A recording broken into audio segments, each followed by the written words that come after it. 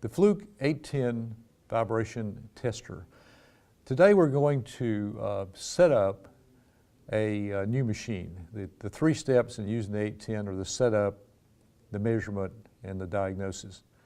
So we're going to select new machine, set up a new machine, and we're going to call it pump 3.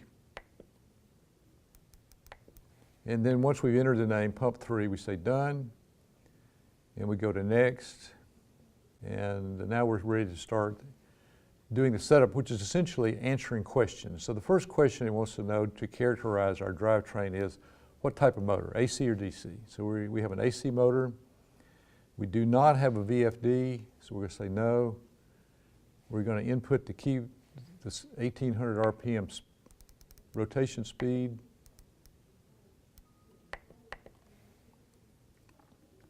And the horsepower, this is a 40 horse motor.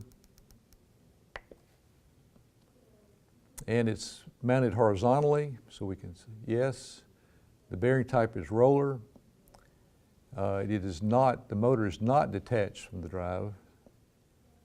And it is not close coupled, so we'll say no.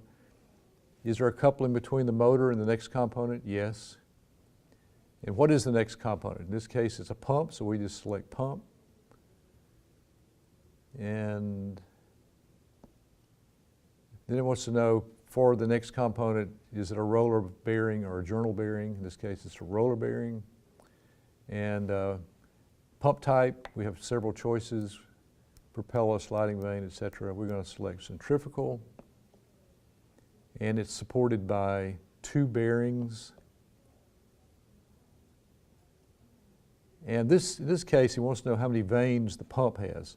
And if we don't know, this is optional, so if we don't know the number, it's better to leave it blank. In this case, we know there's 4, so we're going to input 4.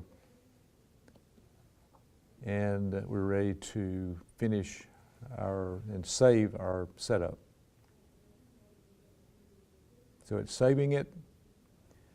Says it successfully saved it, and now we're ready to measure. So that's how we actually go through the setup and answer the questions to characterize how our motor and pump are set up.